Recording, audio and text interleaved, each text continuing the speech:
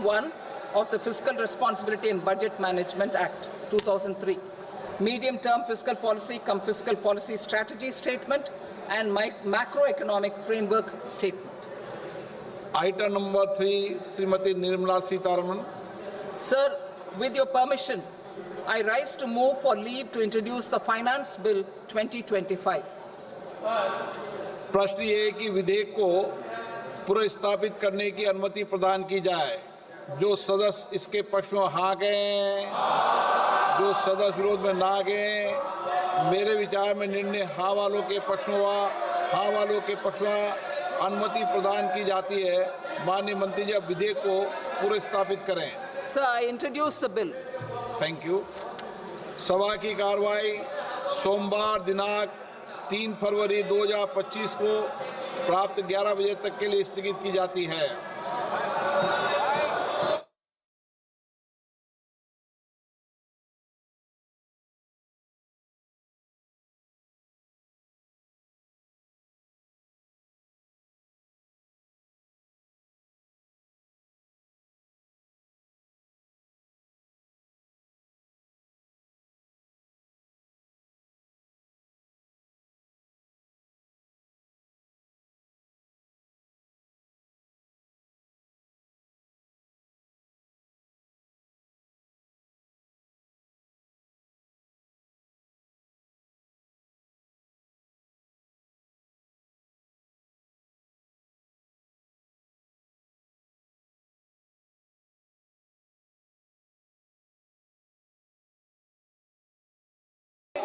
Akhilesh ji, please, मैं आपको मौका दूंगा राज्यपाल अभिभाषण पे। प्लीज, नो, ये तरीका ठीक नहीं है।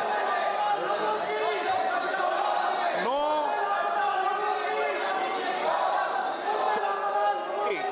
राज्यपाल अभिभाषण पे चर्चा होगी। नो तरीका। Honorable Speaker, I present the budget for 25-26. This budget continues our government's efforts to A. Accelerate growth, B. Secure inclusive development, C. Invigorate private sector investments, D.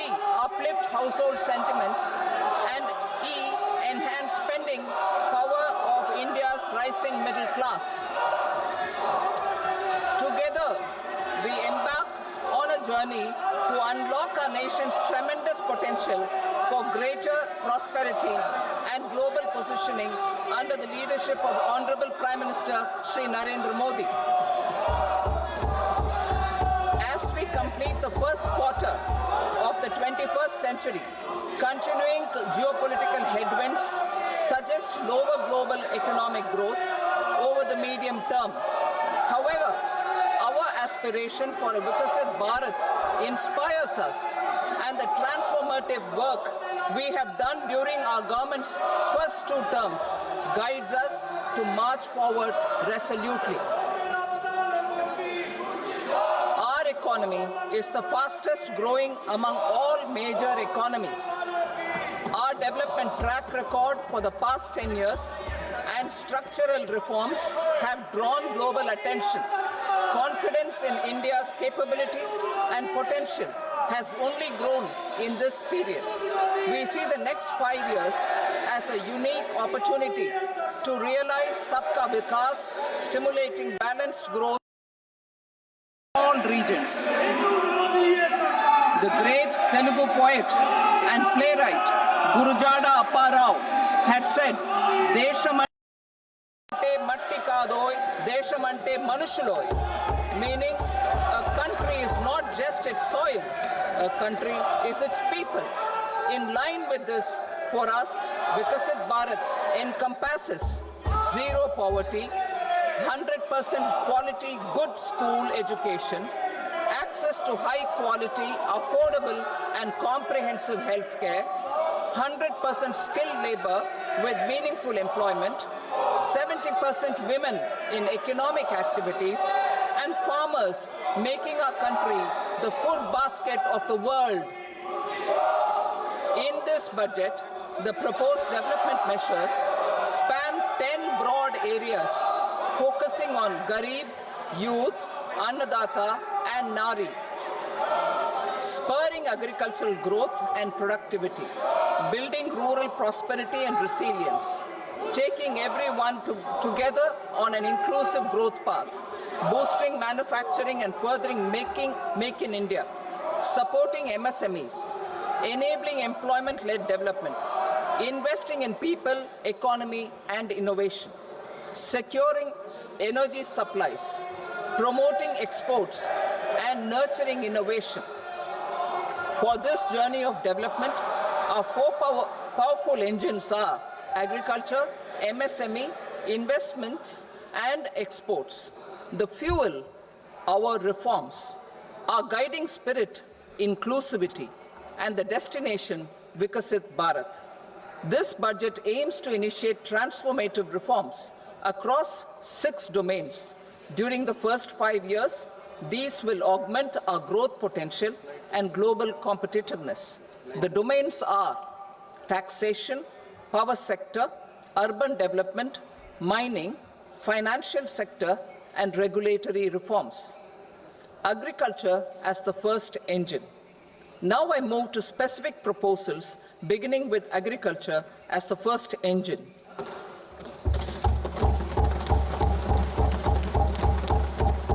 Prime Minister Dhan Dhanya Krishi Yojana, developing agri-districts program. Motivated by the success of the aspirational district program, our government will undertake a Prime Minister Dhan Dhanya Krishi Yojana in partnership with states. Through the convergence of existing schemes and specialized measures, the program will cover 100 districts with low productivity, moderate crop intensity, and below average credit parameters. It aims to 1. Enhance agricultural productivity, 2. Adopt crop diversification and sustainable agricultural practices, 3. Augment post-harvest storage at the panchayat and block level, 4. Improve irrigation facilities, and 5. Facilitate availability of long-term and short-term credit. This program is likely to help 1.7 crore farmers.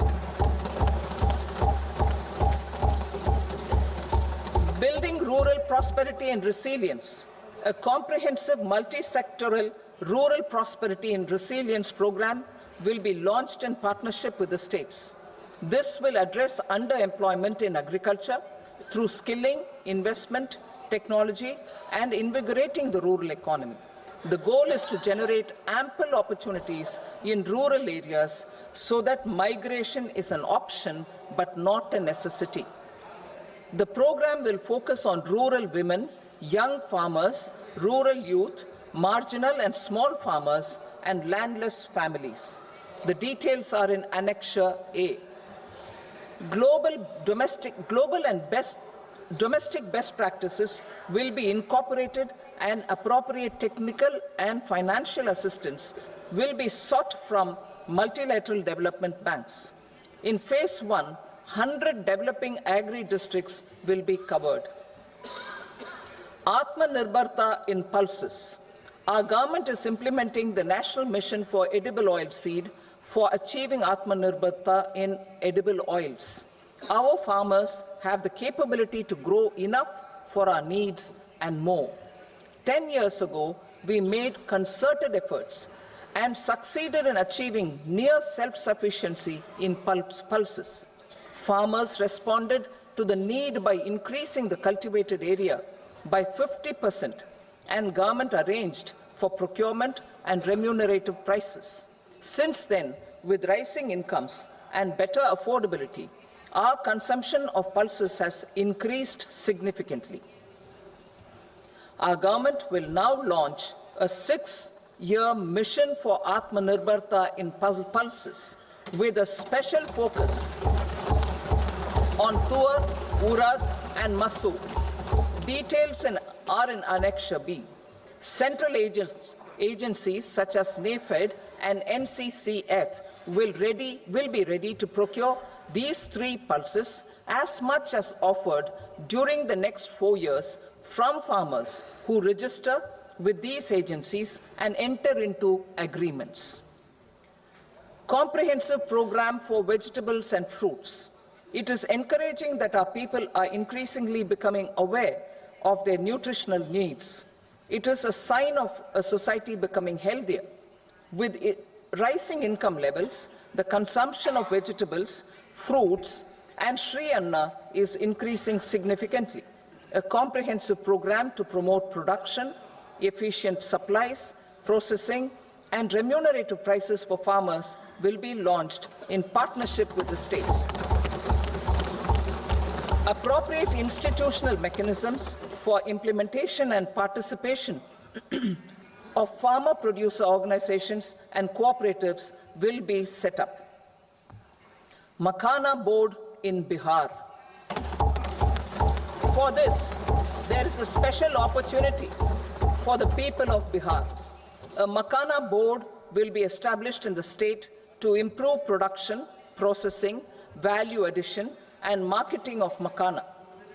The people engaged in these activities will be organized into FPOs. The board will provide hand-holding and training support to Makhana farmers and will also work to ensure they receive the benefits of all relevant government schemes. A national mission on high-yielding seeds will be launched, aimed at 1.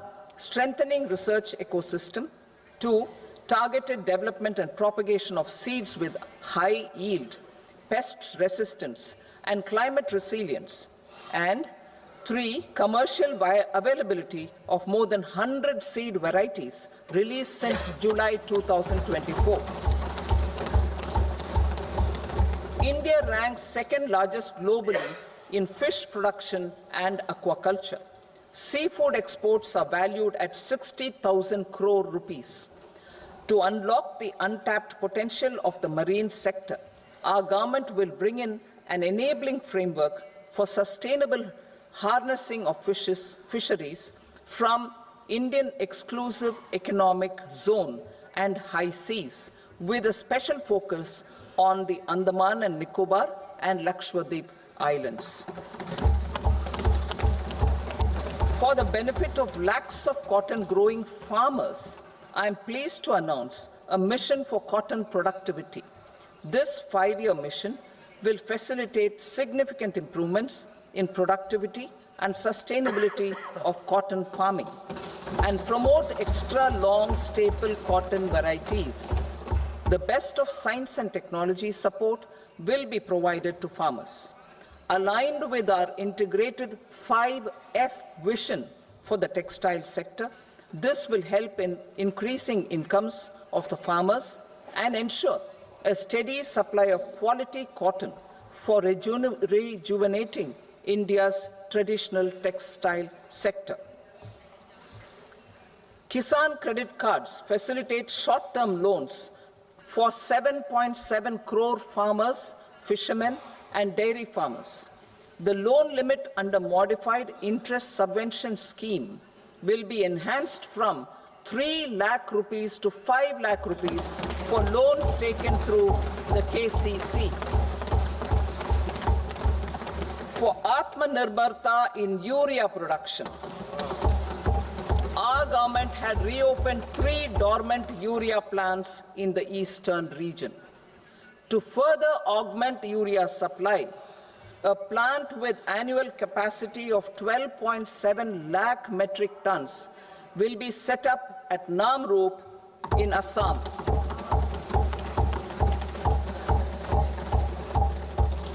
India Post, with 1.5 lakh rural post offices, complemented by the India Post Payment Bank and a vast network of 2.4 lakh Dak Sevaks, will be repositioned to act as a catalyst for the rural economy. Details are at Annexure C. India Post will also be transformed as a large public logistics organization. This will meet the rising needs of Vishwakarmas, new entrepreneurs, women, self-help groups, MSMEs, and the large business organizations. Our government will provide support to NCDC for its lending operations for the cooperative sector. MSMEs as the second engine. Now I move to MSMEs as the second engine, which encompasses manufacturing and services with a focus on MSMEs numbering 5.7 crores. Currently, over 1 crore registered MSMEs, employing 7.5 crore people and generating 36% of our manufacturing, have come together to position India as a global manufacturing hub. With their quality products, these MSMEs are responsible for 45% of our exports. To help them achieve higher efficiencies of scale, technological upgradation, and better access to capital, the investment and turnover limits for classification of all MSMEs will be enhanced to 2.5 and 2 times respectively. This will give them the confidence to grow and generate employment for our youth. The details are given in Annexure D. To improve access to credit, the credit guarantee cover will be enhanced. First, for micro and small enterprises from 5 crore to 10 crore rupees, leading to additional credit of 1.5 lakh crores in the next 5 years. Second, for startups from 10 crore rupees to 20 crore rupees, with the guarantee fee being moderated to 1% for loans in 27 focus sectors which are important for Atmanirbhar Bharat. And for well-run exporter MSMEs, for term loans up to 20 crore rupees. Also for the micro enterprises, we will introduce customized credit cards with a 5 lakh rupee limit for micro enterprises registered on Udyam portal. In the first year, 10 lakh such cards will be issued. Fund of funds for startups. The alternate investment fund, AIFs, for startups have received commitments of more than 91,000 crores rupees. These are supported by the fund of funds set up with the Government of India's contribution of 10,000 crore rupees.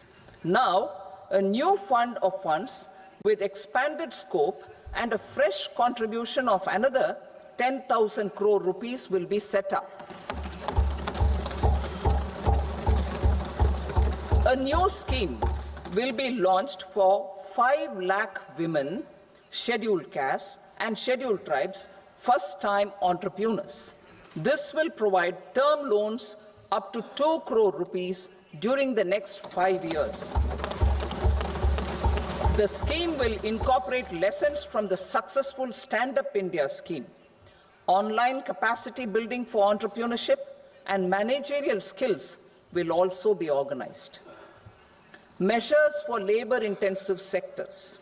To promote employment and entrepreneurship opportunities in labor-intensive sectors, our government will undertake specific policy and facilitation measures. To enhance the productivity, quality, and competitiveness of India's footwear and leather sector, a focused product scheme will be implemented. The scheme will support design capacity, component manufacturing, and machinery required for production of non-leather quality footwear, besides the support for leather footwear and products. The scheme is expected to facilitate employment for 22 lakh persons, generate over 4 lakh crore rupees, and exports of over 1.1 lakh crore rupees. Measures for the toys sector. Building on the National Action Plan for Toys, we will implement a scheme to make India a global hub for toys. The scheme will focus on development of clusters, skills, and a manufacturing ecosystem that will create high-quality, unique, innovative, and sustainable toys that will represent the Made in India brand. Support for food processing.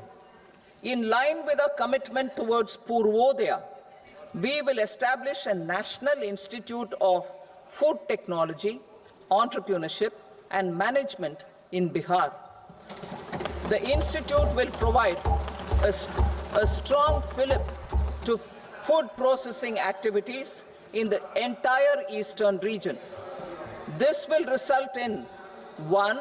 Enhanced income for the farmers through value addition to their produce, and 2. Skilling entrepreneurship and employment opportunities for the youth. Manufacturing mission, furthering Make in India. Our government will set up a national manufacturing mission covering small, medium and large industries for furthering Make in India by providing policy support, execution roadmaps, governance and monitoring framework for central ministries and states. Details are in Annexure E. Given our commitment to climate-friendly development, the mission will also support clean tech manufacturing. This will aim to improve domestic value addition and build our ecosystem for solar PV cells, EV batteries, motors and controllers, electrolyzers, wind turbines, very high voltage transmission equipment and grid-scale batteries. Investment as the third engine. Now I move to investment as the third engine, which encompasses investing in people, investing in the economy, and investing in innovation. Investing in people. Saksham Anganwadi and Poshan 2.0. Saksham Anganwadi and Poshan 2.0 program provides nutritional support to more than 8 crore children, 1 crore pregnant women and lactating mothers all over the country, and about 20 lakh adolescent girls in aspirational districts and the Northeast region. The cost norms for these nutritional support will be enhanced appropriately. Atal Tinkering Labs. 50,000 Atal Tinkering Labs will be set up in government schools in the next 5 years to cultivate the spirit of curiosity and innovation and foster a scientific temper among young minds. Broadband connectivity to government secondary schools and PHCs. Broadband connectivity will be provided to all government secondary schools and primary health centers in rural areas under the BharatNet project. Bharatiya Bhasha Pustak Scheme. We propose to implement a Bharatiya Bhasha Pustak scheme to provide digital form Indian language books for schools and for higher education. This aims to help students understand their subjects better and in their language. National Centers of Excellence for Skilling. Building on the initiative announced in the July 24 budget, 5 National Centers of Excellence for Skilling will be set up with global expertise and partnerships to equip our youth with the skills required for Make for India, Make for the World manufacturing. The partnership will cover curriculum design, training of trainers, and a skills certification framework and periodic reviews. Expansion of capacity in IITs. Total number of students in 23 IITs has increased 100% from 65,000 to 1.35 lakh in the past 10 years.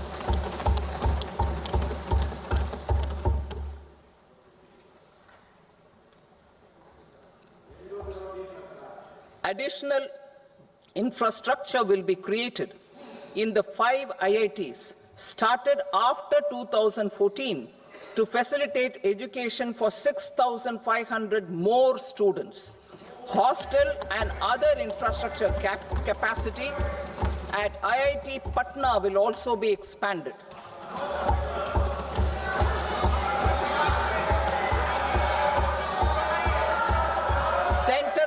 Excellence.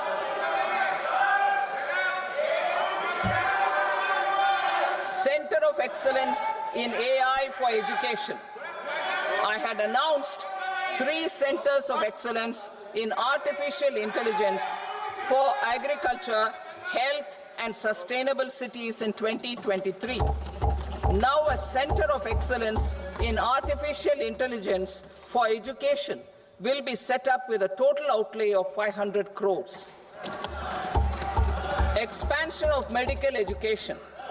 Our government has added almost 1.1 lakh undergraduate and postgraduate medical education seats in 10 years, an increase of 130%. In the next year, 10,000 additional seats will be added in medical colleges and hospitals towards the goal of adding 75,000 seats in the next 5 years.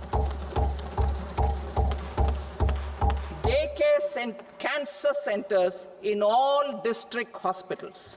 Our government will facilitate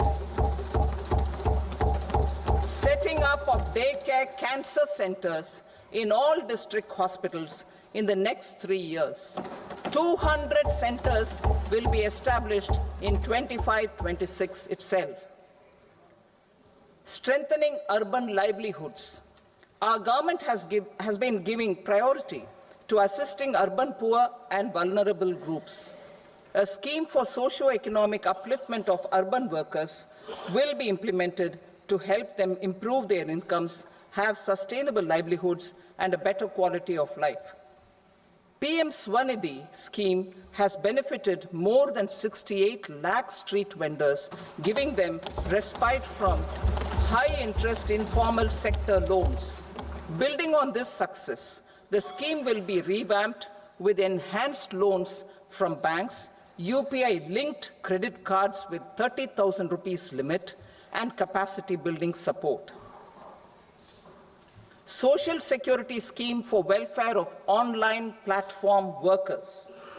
Gig workers of online platforms provide great dynamism to the new age services economy.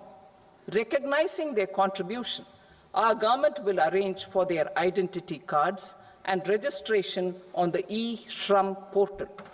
They will be provided health care under PM Jan Arogya Yojana. This measure is likely to assist nearly 1 crore gig workers.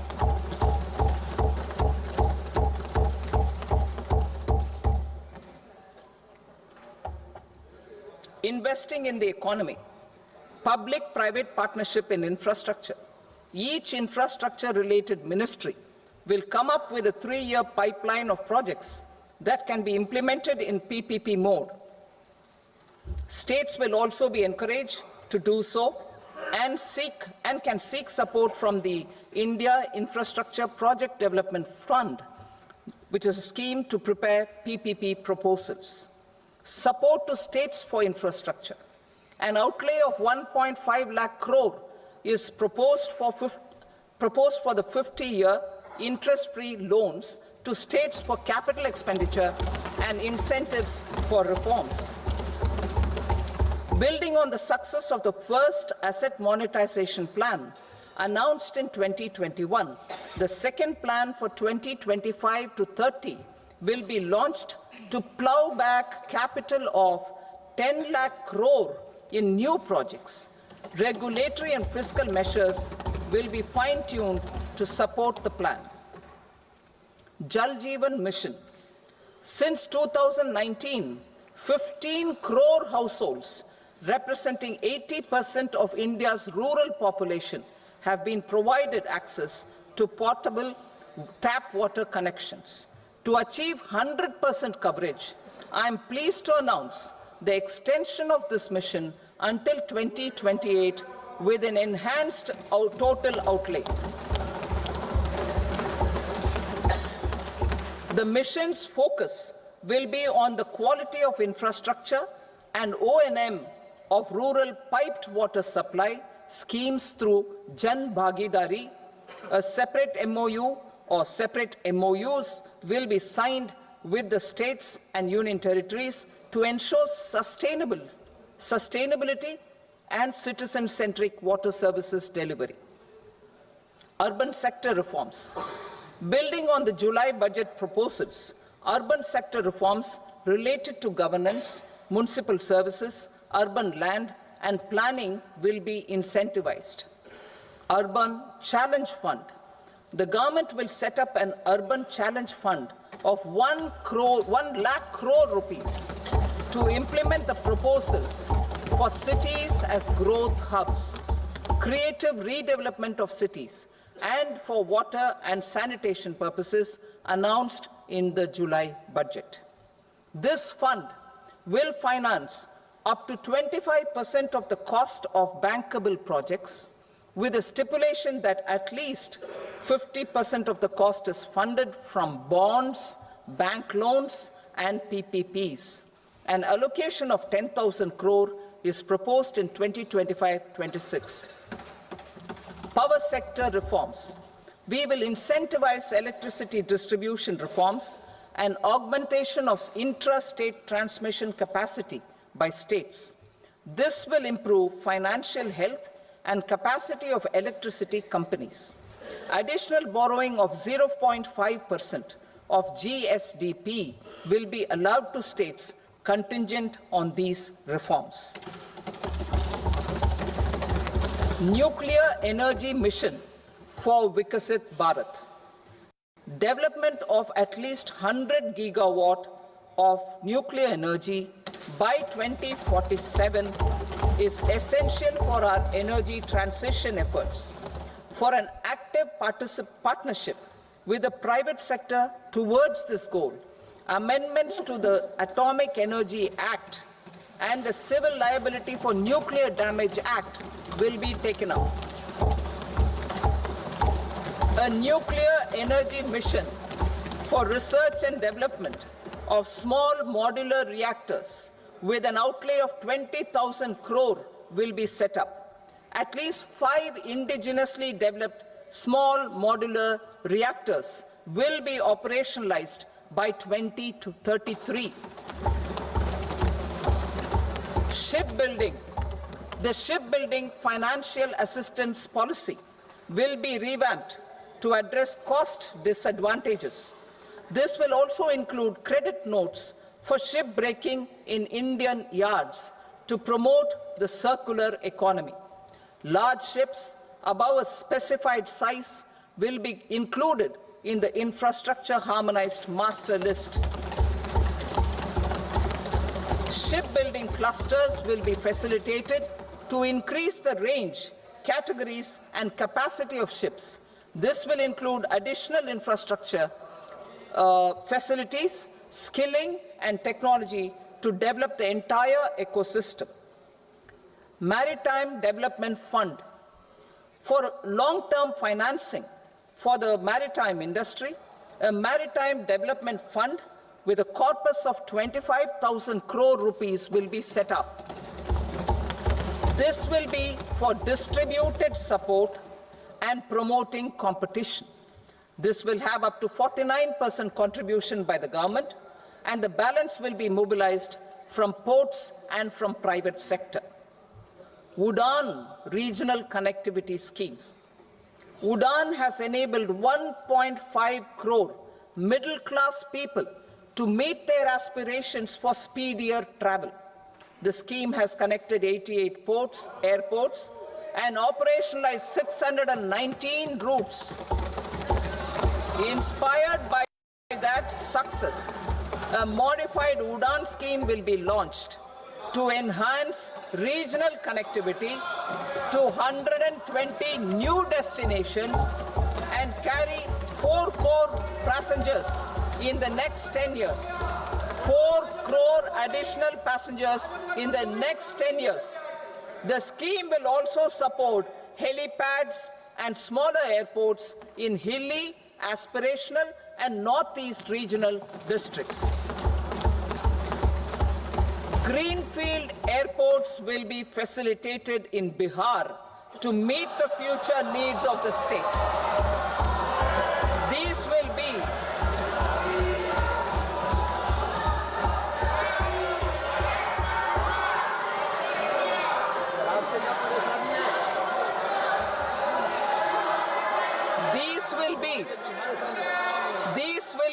addition to the expansion of the capacity of Patna Airport and a brownfield airport in Beta. Western Kosi Canal project in Mithilanchal. Financial support will be provided for the Western Kosi Canal ERM project, benefiting a large number of farmers cultivating over 50,000 hectares of land in the Mithilanchal region of Bihar. Mining sector reforms. Mining sector reforms, including those for minor minerals, will be encouraged through sharing of best practices and institutions of a state mining index. A policy for recovery of critical minerals from tailings will be brought out. Under the special window for affordable and mid-income housing, SWAMI, 50,000 dwelling units in stressed housing projects have been completed and keys handed over to home buyers. Another 40,000 units will be completed in 2025, further helping middle-class families who are paying EMIs on loans taken for apartments while also paying rent for their current dwellings. Building on this success, SWAMI Fund 2 will be established as a blended finance facility with contribution from the government, banks and private investors. This fund of 15,000 crore rupees will aim for expeditious completion of another 1 lakh units. PM Gati Shakti data for private sector. For furthering PPPs and assisting the private sector in project planning, access to relevant data and maps from the PM Gati Shakti portal will be provided. Tourism for employment-led growth.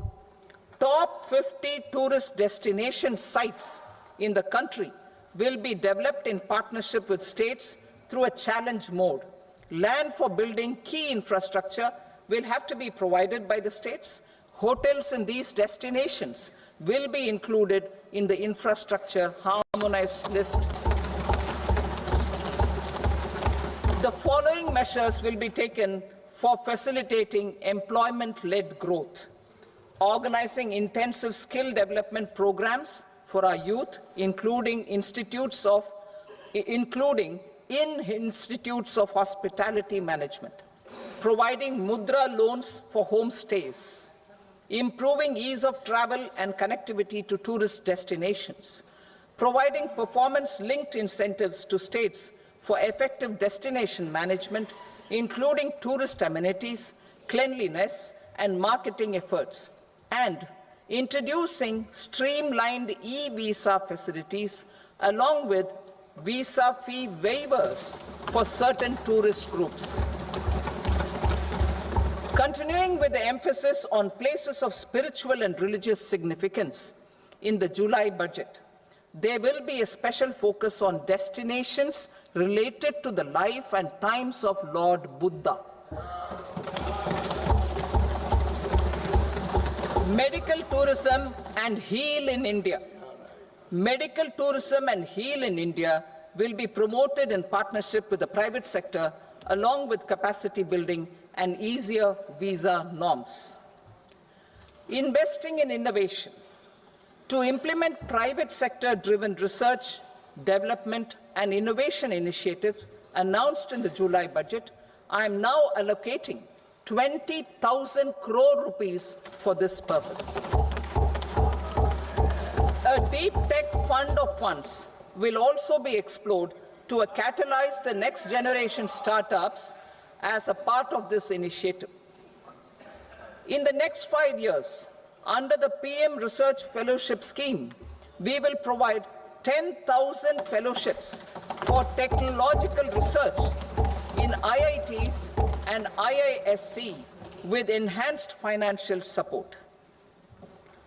The second gene bank with 10 lakh germplasm lines will be set up for future food and nutritional security.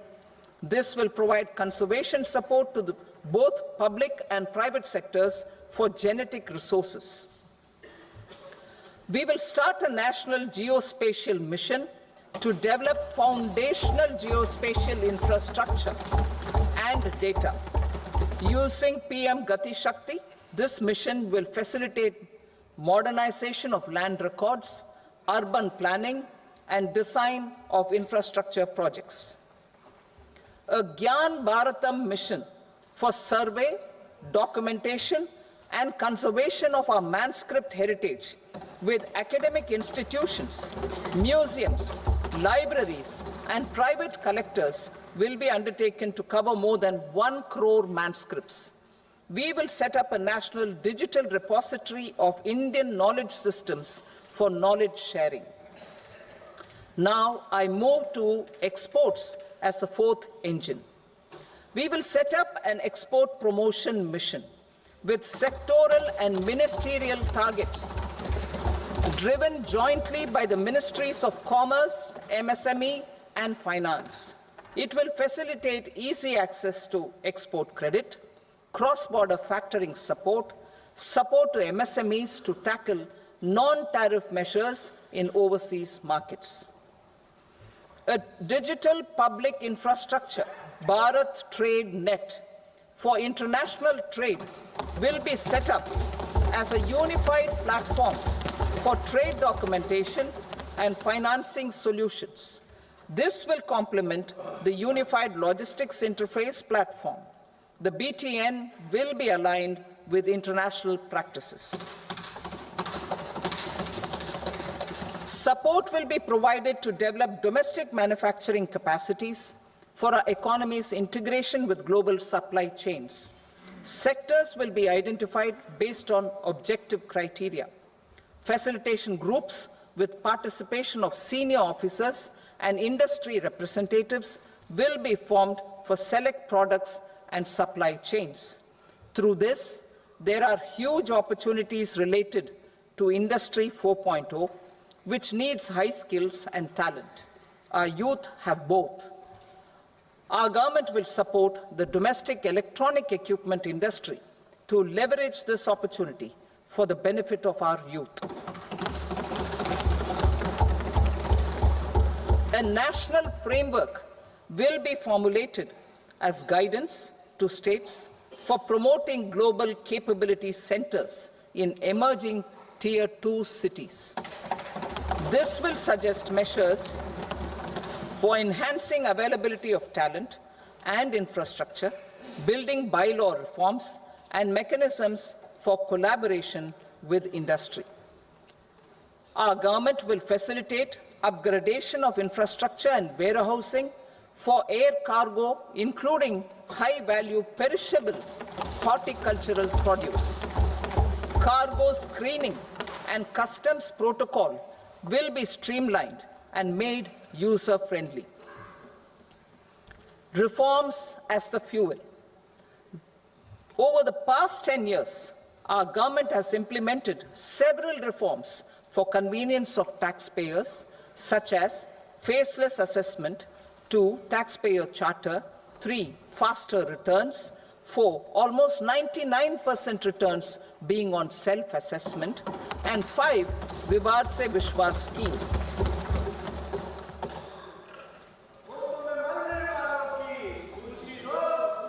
Continuing these efforts, I reaffirm the commitment of the Tax Department to trust first, scrutinize later. I also propose to introduce the new income tax bill next week. I will detail the indirect tax reforms and changes in direct taxes in Part B. Financial sector reforms.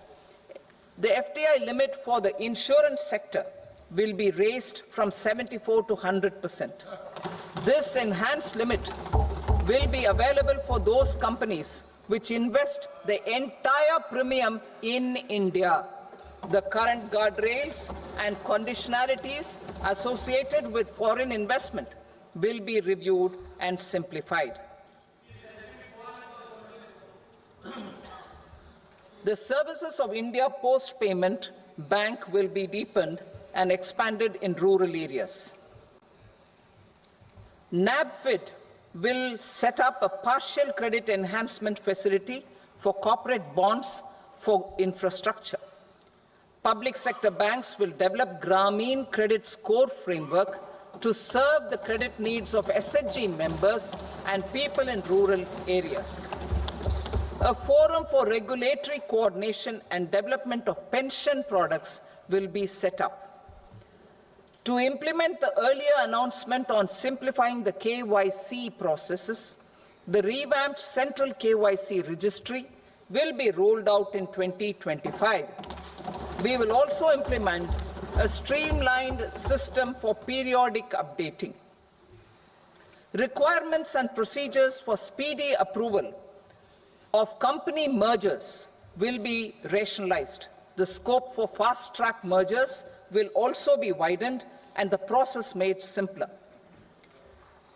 As proposed in the interim budget, we signed bilateral investment treaties with 2 countries in 2024 to encourage sustained foreign investment, and in the spirit of First Develop India, the current model BIT will be revamped and made more investor-friendly.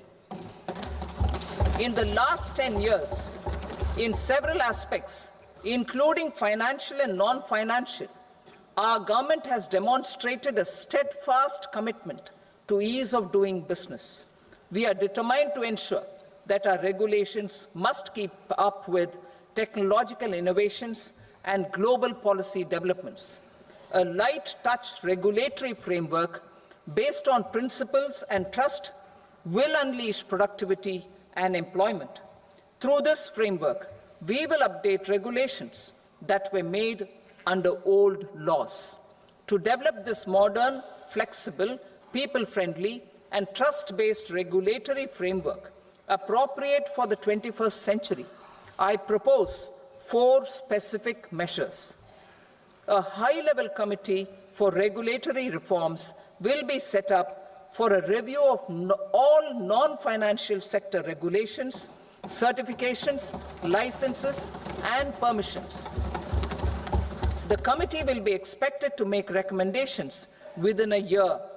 The objective is to strengthen trust-based economic governance and take transformational measures to enhance ease of doing business, especially in matters of inspection and compliances. States will be encouraged to join in this endeavor. An investment friendliness index of states will be launched in 2025 to further the spirit of competitive, cooperative federalism. Under the Financial Stability and Development Council, a mechanism will be set up to evaluate impact of the current financial regulations and subsidiary instructions. It will also formulate a framework to enhance their responsiveness and development of the financial sector. In the Jan Vishwas Act 2023, more than 180 legal provisions were decriminalized.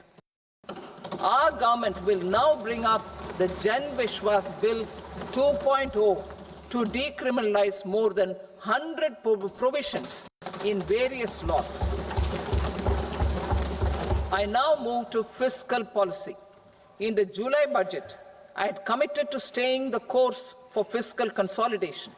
Our endeavor will be to keep the fiscal deficit each year such that central government debt remains on a declining path as a percentage of the GDP. The roadmap for the next 6 years has been detailed in the FRBM statement. Revised estimates for 2024-25.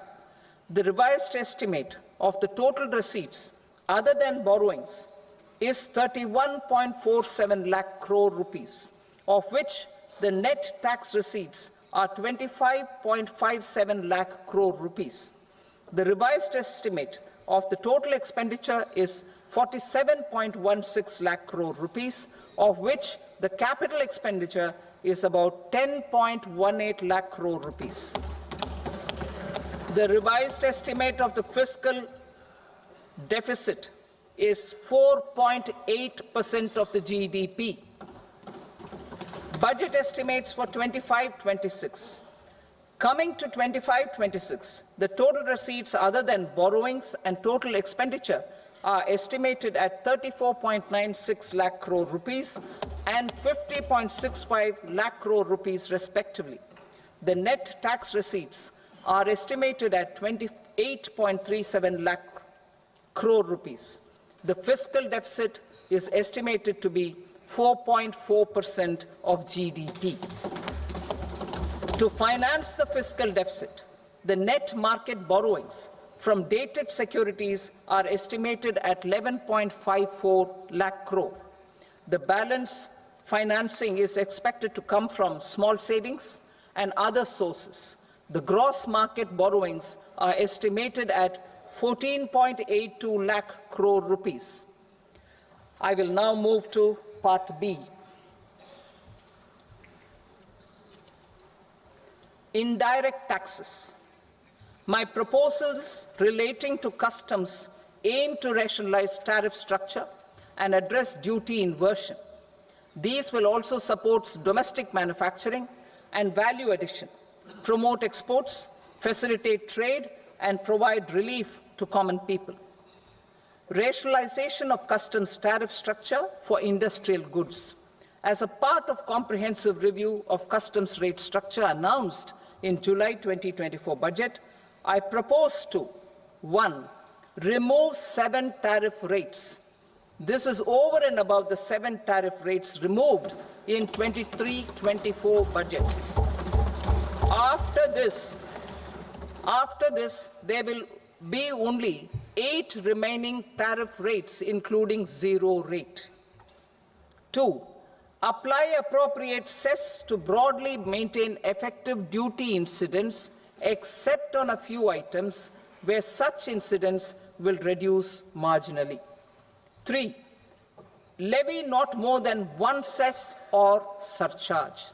Therefore, I propose to exempt social welfare surcharge on 82 tariff lines that are subject to a cess. I shall now take up sector-specific proposals. To provide relief to patients, particularly those suffering from cancer, rare diseases, and other severe chronic diseases, I propose to add 36 life-saving drugs and medicines to the list of medicines fully exempted from basic custom duty.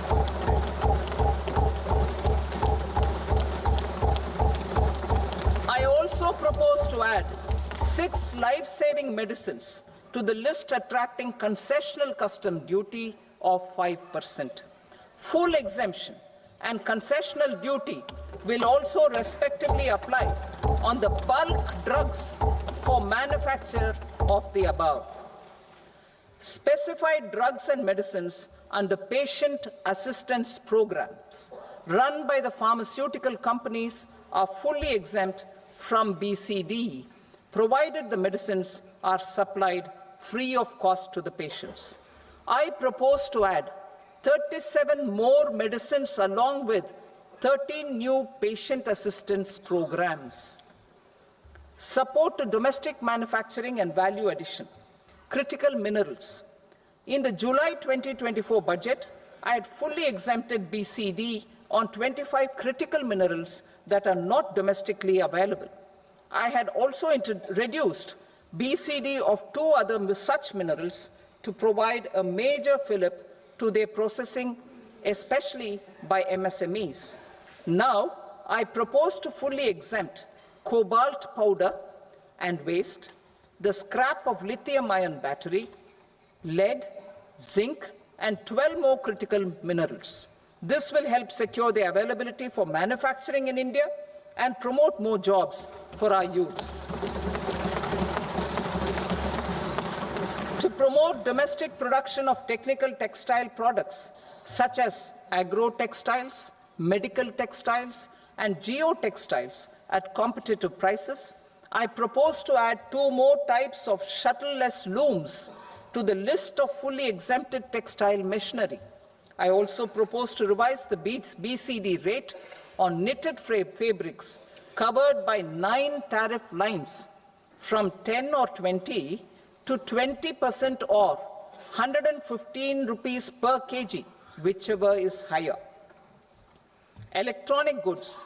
In line with our Make in India policy and to rectify inverted duty structure, I propose to increase the BCD on interactive flat panel display from 10% to 20% and reduce the BCD to 5% on open cell and other components. In 23-24 budget, for the manufacture of open cells of LCD, LED TVs, I had reduced the BCD on parts of open cells from 5% to 2.5%.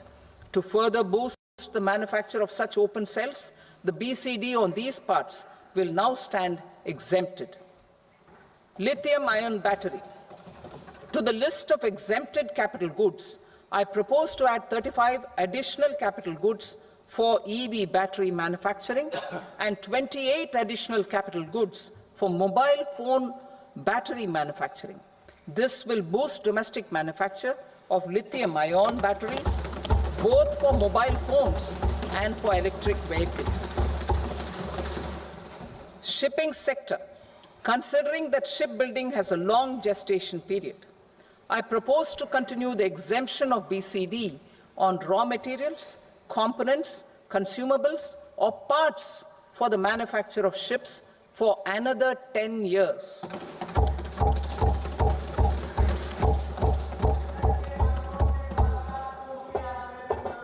I also propose the same dispensation for shipbreaking to make it more competitive. Telecommunication. To prevent classification disputes, I propose to reduce the BCD from 20% to 10% on carrier-grade Ethernet switches to make it at par with non-carrier-grade Ethernet switches. Export promotion. To facilitate exports of handicrafts, I propose to extend the time period for export from 6 months to 1 year, further extendable by another 3 months if required. I also propose to add 9 items to the list of duty-free inputs. Leather sector. I propose to fully exempt BCD on wet blue leather to facilitate imports for domestic value addition and employment. I also propose to exempt crust leather from 20% export duty to facilitate exports by small tanners. Marine products. To enhance India's competitiveness in the global seafood market, I propose to reduce BCD from 30% to 5% on frozen fish paste, surimi, for manufacture and export of its analog products. I also propose to reduce BCD from 15% to 5% on fish hydrolysates for manufacture of fish and shrimp feed. In July 2024 budget, to promote development of domestic MROs for aircraft and ships, I had extended the time limit for export of foreign origin goods that were imported for repairs from 6 months to 1 year and further extendable by 1 year. I now propose to extend the same dispensation for railway goods. Time limit for provisional assessment. Presently, the Customs Act 1962 does not provide any time limit to finalize provisional assessments, leading to uncertainty and cost to trade. As a measure of promoting ease of doing business, I propose to fix a time limit of 2 years, extendable by a year, for finalizing the provisional assessment. I propose to introduce a new provision that will enable importers or exporters, after clearance of goods, to voluntarily declare material facts and pay duty with interest but without penalty. This will incentivize voluntary compliance.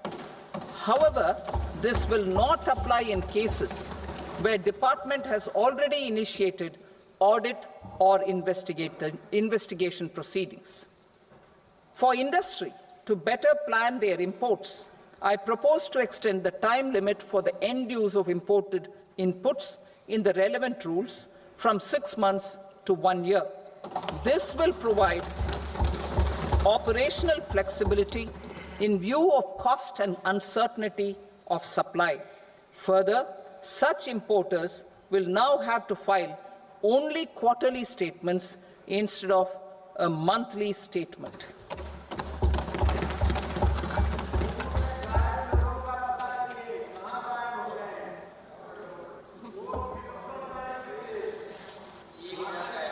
I now come to my direct tax proposals.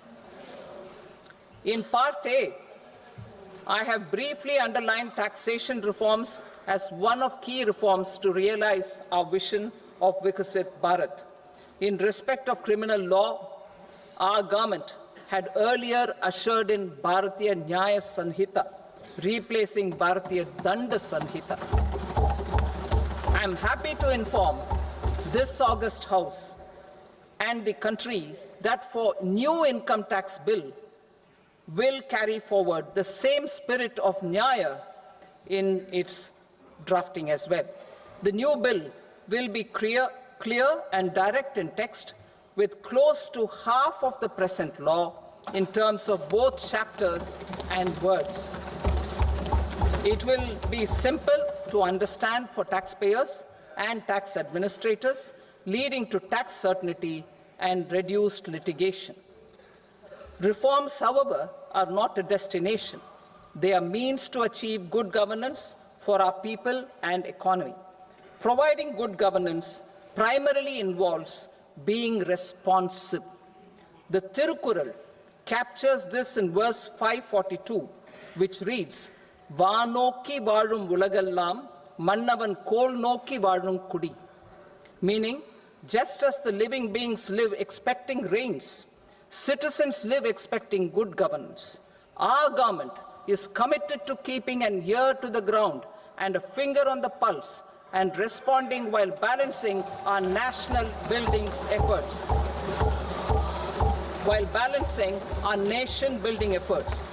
The following measures will detail just how our government will, under the guidance of PM Modi, has taken steps to understand and address. I repeat that sentence, sir. The following measures will detail just how our government, under the guidance of PM Modi, has taken steps to understand and address the needs voiced by our citizens. My tax proposals are guided by this spirit. The objectives of my proposals are as follows. Personal income tax reforms with special focus on middle class. Rationalization of TDS and TCS for easing difficulties. Encouraging voluntary compliance. Reducing compliance burden. Ease of doing business, employment and investment. I will come to my proposal on personal income tax towards the end. TDS and TCS, rationalization for easing difficulties. I propose to rationalize tax deduction at source, TDS, by reducing the number of rates and thresholds above which TDS is deducted. Further, threshold amounts for tax deduction will be increased for better clarity and uniformity. The limit for tax deduction on interest for senior citizens is being doubled from the present 50,000 rupees to 1 lakh rupees. Similarly, the annual limit of 2.40 lakh rupees for TDS on rent is being increased to 6 lakh rupees. This will reduce the number of transactions liable to TDS, thus benefiting small taxpayers receiving small payments. The threshold to collect tax at source, the TCS, on remittances under RBI's liberalized remittance scheme, the LRS, is proposed to be increased from 7 lakh to 10 lakhs. I also propose to remove TCS on remittances for education purposes, where such remittances is out of a loan taken from a specified financial institution. Both TDS and TCS are being applied on any transaction related to sale of goods. To prevent such compliance difficulties, I propose to omit the TCS. I also propose that the provisions of the higher TDS deduction will now apply only in non-PAN cases. In July 2024, the delay for payment of TDS up to the due date of filing statement was decriminalized. I propose to provide the same relaxation to TCS provisions as well. The government under the leadership of Prime Minister Modi believes in Sabka Saath, Sabka Vikas, Sabka Vishwas and Sabka Prayas. In line with this, we brought in updated return facility in 2022 for voluntary compliance by taxpayers who had omitted to report their correct income. Our trust in taxpayers was proved right. Nearly 90 lakh taxpayers voluntarily updated their incomes by paying additional tax. Taking this trust further, I now propose to extend the time limit to file updated returns for any assessment year from the current limit of 2 years to 4 years. I propose to reduce the compliance burden for small charitable trusts and institutions by increasing their period of registration from 5 years to 10 years. It is also proposed that disproportionate consequences do not arise for minor defaults such as incomplete applications filed by charitable entities. Presently, taxpayers can claim the annual value of self-occupied properties as nil only on the fulfillment of certain conditions. Considering the difficulties faced by taxpayers, it is proposed to allow the benefit of 2 such self-occupied properties without any condition. To streamline the process of transfer pricing and to provide an alternative to yearly examination, I propose to introduce a scheme for determining arm's length price of international transaction for a block period of 3 years. This will be in line with global best practices.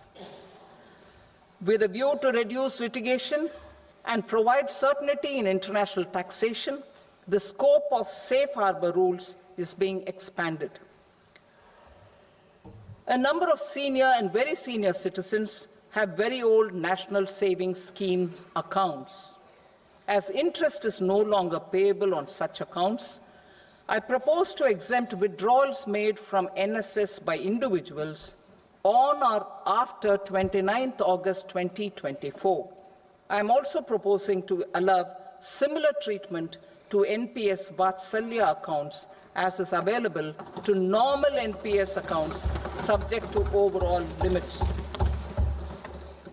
In my speech in July 2024, I had promised that all processes, including giving effect to appellate orders, shall be digitalized and made paperless over the next 2 years. So I'm happy to announce that digitalization is being made operational now. In July 2024, we brought in the Vivad Se Vishwas scheme to resolve income tax disputes pending in appeal. The scheme has received a great response, with nearly 33,000 taxpayers having availed of the scheme to settle their disputes. I have a few proposals to promote investment and employment. It is proposed to provide a presumptive taxation regime for non-residents who provide services to a resident company that is establishing or operating an electronics manufacturing facility. I further propose to introduce a safe harbor for tax certainty for non-residents who store components for supply to specified electronics manufacturing units. Presently, the tonnage tax scheme is available only to sea-going ships. The benefits of existing tonnage tax scheme are proposed to be extended to inland vessels registered under the Indian Vessels Act 2021 to promote inland water transport in the country. Extension for incorporation of startups. We continue to support the Indian startup ecosystem. I propose to extend the period of incorporation by 5 years to allow the benefit available to startups which are incorporated before 1/4/2030. In order to attract and promote additional activities in the IFSC, I am inter alia proposing specific benefits to ship leasing units, insurance offices, and treasury centers of global companies which are set up in IFSC. Further, to claim benefits, the cut-off date for commencement in IFSC has also been extended by 5 years to 31/3/2030. Category 1 and Category 2 AIFs are undertaking investments in infrastructure and other such sectors. I propose to provide certainty of taxation to these entities on the gains from securities, to promote funding from sovereign wealth funds and pension funds to the infrastructure sector. I propose to extend the date of making an investment by 5 more years up to 31st March 2030.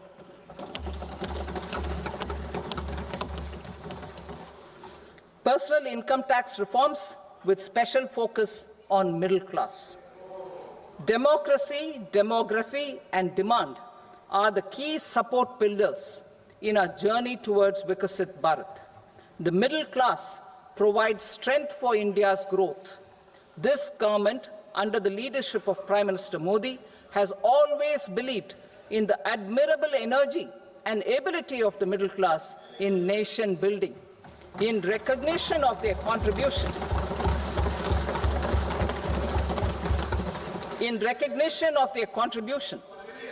we have periodically reduced their tax burden. Right after 2014, the nil tax slab was raised to 2.5 lakhs of rupees, which was further raised to 5 lakh rupees in 2019 and to 7 lakh rupees in 2023. This is reflective of our government's trust on the middle-class taxpayers. I am now happy to announce that there will be no income tax payable up to income of 12 lakh rupees.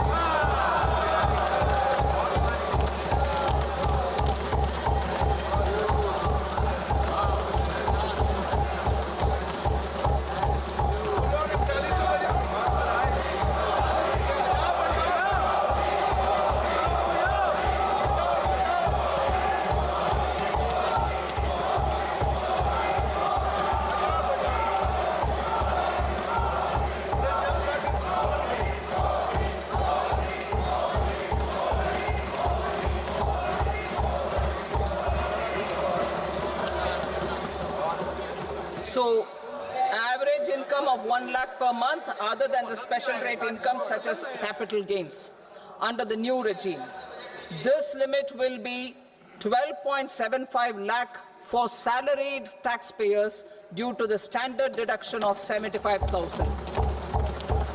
Slabs and rates are being changed across the board to benefit all taxpayers. The new structure will substantially reduce the taxes of the middle class and leave more money in their hands, boosting household consumption, savings, and investment. In the new tax regime, I propose to revise tax rate structures as follows: 0 to 4 lakh rupees nil, 4.8 lakh rupees to 4 to 8 lakh rupees 5%, 8 to 12 lakh rupees 10%, 12 to 16 lakh rupees 15%, 16 to 20 lakh rupees 20%, 20 to 24 lakh rupees 25%, and above 24 lakh rupees 30%. To taxpayers up to 12 lakh of normal income, other than special rate income such as capital gains. I read that again. To taxpayers up to 12 lakh of income, other than special rate income such as capital gains, tax rebate is being provided in addition to the benefit due to slab rate reduction in such a manner that there is no tax payable by them. The total tax benefit of slab rate changes and rebate at different income levels can be illustrated with a few examples. A taxpayer in the new regime with an income of 12 lakh rupees will get a benefit of 80,000 rupees in tax, which is 100% of tax payable as per the existing rates. A person having income of 18 lakh rupees will get a benefit of 70,000 rupees in tax, that is 30% of tax payable as per existing rates. A person with an income of 25 lakh gets a benefit of 1,10,000 rupees, that is 25% of his tax payable as per existing rates. Details of my tax proposals are given in the annexure. As a result of these proposals, Honorable Speaker, sir, revenue of about 1 lakh crore in direct taxes and 2,600 crores in indirect taxes will be foregone. Mr. Speaker, sir, with this, I commend the budget to this august House.